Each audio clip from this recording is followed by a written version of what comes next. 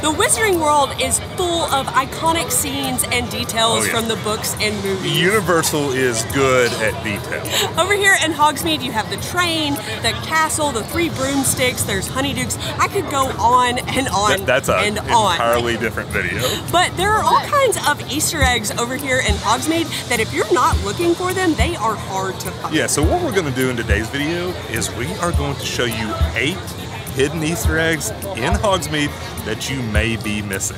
Today is like the perfect overcast day. It sort of sets the mood. Of course, it's 95, which I don't think it hits 95 in Hogsmeade. No. The first Easter egg is in the bathroom, as weird as that sounds, and it's not one that you can see, but it is one that you can hear, and that's Moaning Myrtle. Now, in the movies, Moaning Myrtle is only in the girls' bathroom, but for the sake of fairness here in Hogsmeade, she is in both the girls' and the boys' bathrooms. So if you head on in there, you can hear, but you have to listen kind of closely. If it's really crowded, you might not be able to hear, and you do have to be paying attention, but you can hear her moaning and crying about why her ghost life is so terrible. Since we can't show you this one, we feel kind of bad, you know, for legal reasons, we can't take you in there to show you. I guess I can just try to do an impersonation to give you like, you know, make you feel like we took you in there. So like, plonk, plonk, plonk, we're in the bathroom, and then it's like, oh, I'm Moaning Myrtle, and I'm in the bathroom. It's perfect. Pretty close. The next hidden gem is over here at Dogweed and Deathcap, and it is the mandrakes. Like, some people just walk by. You can definitely hear them. Yes. And we'll try to capture some of the audio, but it's kind of hidden. Like, we didn't see it the first time that we came. Yeah, you have to be looking for it. Yeah, but like, as soon as you walk by, you're like, where's the crying baby coming from? And then you realize it's just mandrakes. Yeah, if you're looking for it, it is just to the left of the girls' bathroom. There was a lady over here just a second ago that was talking about how she could hear like a crying baby sound and she couldn't figure out where it was coming from, and it's definitely the mandrake. He's sitting there all like sad with a little crying baby face. Crying baby face? Yeah. That thing's terrifying. Like that's a thing of nightmares. It's like Magdal. But my favorite part is that back behind the main one that's sitting there making the sound, you can see a bunch of other little baby mandrakes that haven't been pulled out of their pot yet. You can see like the tops of their heads where they're just ready to be repotted.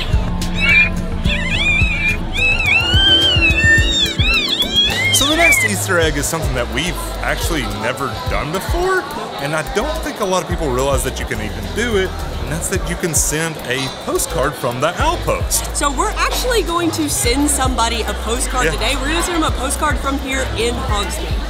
There are actually 2 different options for sending the postcard. They have a stack of postcards over at the little table with the post office box where you send them, and then inside of the Outpost, you can buy individual birthday style cards, so you can buy like a nicer one like that instead of the pack of just the flat postcards. And then you also have to buy stamps here, which I'm assuming they're going to be Harry Potter themed, so I'm excited about that. And the lady at the post office said they're about $11 for 20 stamps. If you're looking for the post office, it is the giant building that says post office all over it, and then the place where you actually send the postcards from is under the pavilion just to the right of that. We actually just bought the postcards and the stamps, and they do come in a pack of 10. We thought it was going to be like a half dozen. How much were the postcards? The postcards were $12.95, I believe. And then the stamps were? About $11. And unlike we thought, they are not themed stamps. No. American flags, which is also kind of odd. Yeah. I mean, I understand it's being shipped in the United States, but some theming would have been okay, whatever. Yeah, they're just standard like forever stamps, which is sort of nice. But we are going to send a postcard to one of you guys. We did make a story on our Instagram page and said the first person to send us their address is going to get a postcard. So Josh M, be on the lookout for one. The next Easter egg is right next to where you mail the postcards, and that's because it's mail itself. More specifically, it's a howler. Inside that window that's kind of to the side of the post office, you can see several howlers that Hogwarts children have gotten, and there's actually more than one. You can hear what the howlers are saying before they rip themselves to shreds. We absolutely love standing there and listening to the random reasons why the Hogwarts kids are in trouble with their parents. Unfortunately, they don't have like Molly Weasley complaining about Ron taking the car and all that, you know, the classic howler message that we all love and are familiar with. They don't have that, but just because y'all want it, no, I'm just kidding. I'm not doing another impression. Darn it. Anna was excited. The next 2 Easter eggs are in Dervish and Bangs, which is a store here in Hogsmeade. They sell your typical things like Hogwarts robes and some memorabilia like that. And if you're looking for Dervish and Bangs, it's actually in the back half of the post office. So if you walk through that post office door, the first room is like post office stuff, and then through that second doorway is where Dervish and Bangs starts. There's also an easier way to find it, and that's just look for the signs, because it probably has more signs than anything else. It's also probably the biggest store here. It's not very big, it's just the biggest store here in Hogsmeade. The first Easter egg we're going to talk about in here is the Monster Book of Monsters. If you walk in that post office entrance and just continue through that doorway, you'll see a giant cage with like a furry book in there, and that is the Monster Book of Monsters. And go figure. It's a little bit gnarly, so they do keep it caged up, because if you stand there and agitate it for long enough, it'll actually like lunge at you and try to bite you. It tries to bite. I'm not sure if it'll draw blood, but it tries to bite.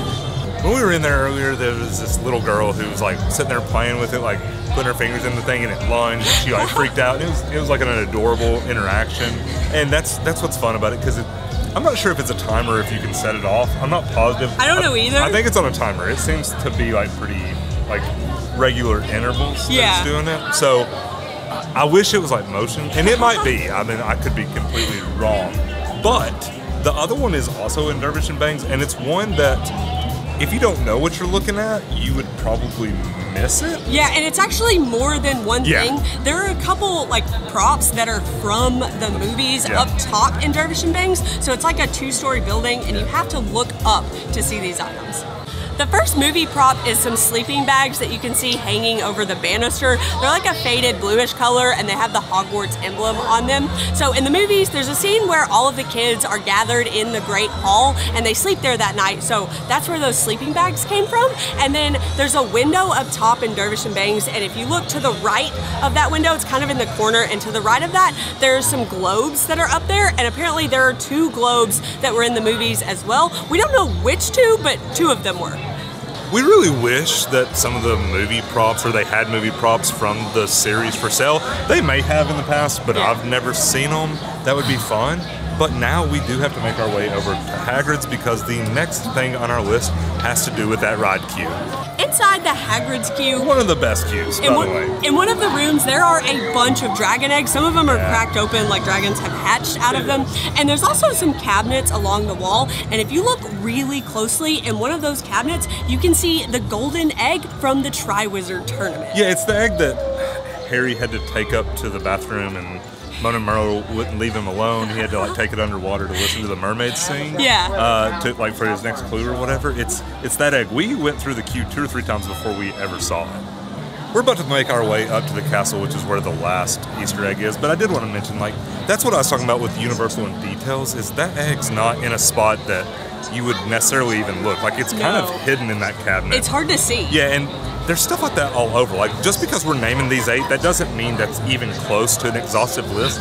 There are so many things here that, and I bet there's stuff that we haven't even discovered just in Hogsmeade alone, and across the parks, you could spend days looking for everything. And finally, the 8th Easter egg in the Wizarding World of Harry Potter Hogsmeade is in the Hogwarts Castle. Now, there are all kinds of cool things that you can see in the castle. You go through the Defense Against the Dark Arts classroom, there's Dumbledore's office, there are so many things that you'll recognize from the movies, but our personal favorite is the Mirror of Erised. And there are so many reasons that this is an Easter egg that needs to be on this list, but I think the biggest one is that if you go through the express line, you will miss it entirely because it's only in the standby line.